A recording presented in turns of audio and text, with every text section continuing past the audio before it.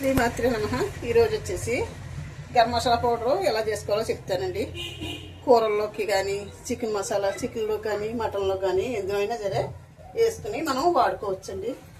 బయట కొనుక్కోకుండా నేను ఇలాగే చేసుకుంటానండి. ఇదిగో చూడండి చెప్తున్నాను.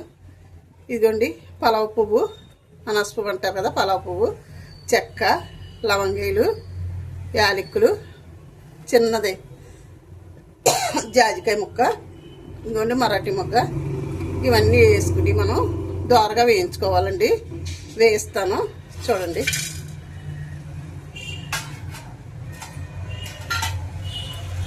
ఇవి వేగుతున్నాయి కదా, చిట్పటారా అది కొంచెం దోరగా ఒక నిమిషం 2 నిమిషాలు మనం బాగా వేయించుకుంటే మనకి ఇందులోనే కొంచెం రైస్ కూడా వేసుకుందామండి. వీటితో పాటు రైస్ కూడా వేగుతుందండి. ఎక్కువ వేసుకోవసరం లేదు, అంటే వేసుకుంటే మనకి పౌడర్ బాగుంటుందండి, స్మూత్గా వస్తుంది. కర్రీలో వేసుకున్నా సరే మనకి చాలా బాగుంటాయండి. ఇలా దోరగానే వేగించుకోవాలండి. రైస్ కూడా దోరగా వచ్చేలాగా ఎర్రగా గోల్డ్ కలర్ వచ్చేలాగా వేయించుకోవాలండి. వేగుతున్నాయి కదా,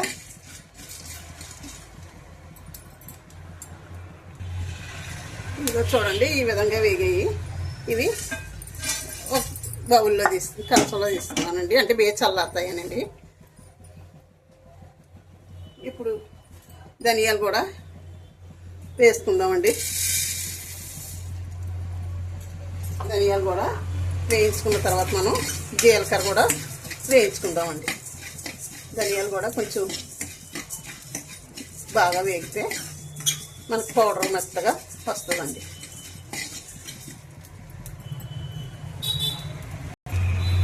ఇదిగో చూడండి ఇందులోనే 2 బిర్యానీ ఆకులు కూడా వేసుకుంటున్నాను. వీటితో పాటు వేగుతాయి.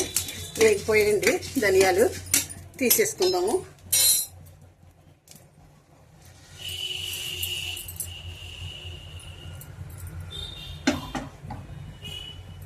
అదే ప్యానంలో జీలకర్ర వేసుకుందాం. జీలకర్ర ఎంతసేపు వేగక్కర్లేదండి, 1 నిమిషం వేగితే మనకి చెప్పట అంటే వేగిపోయినట్లేండి. ఎందులో అయినా వాడుకోవచ్చండి, చికెన్లో కానీ మటన్లో కానీ బిర్యానీలో కూడా ఏమన్నా కొంచెం మనకి గరం మసాలా తక్కువైనట్లుంటే కొంచెం వేసుకోవచ్చండి. కట్టేస్తున్నాను, రెడీ అయిపోయిందండి. చూడండి బాగా వేగింది కదా, ఇప్పుడు తీసేసుకుంటున్నానండి.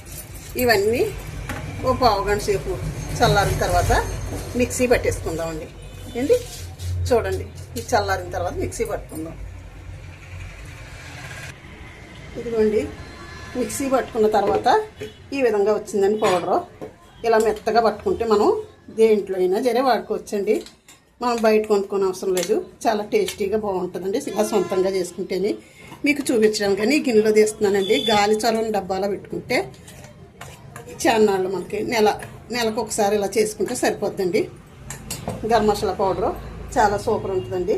మీకు నచ్చితే లైక్ చేసి షేర్ చేసి సబ్స్క్రైబ్ చేయండి. చూడండి ఇలా మీరు కూడా చేసుకుని ఈ విధంగా చేసుకుని చూడండి, చాలా బాగుంటుందండి. ఉంటానండి. శ్రీమాత్రి నమః. శ్రీమాత్రి నమః. శ్రీమాత్రి నమః. వీడియో ముగిస్తున్నానండి.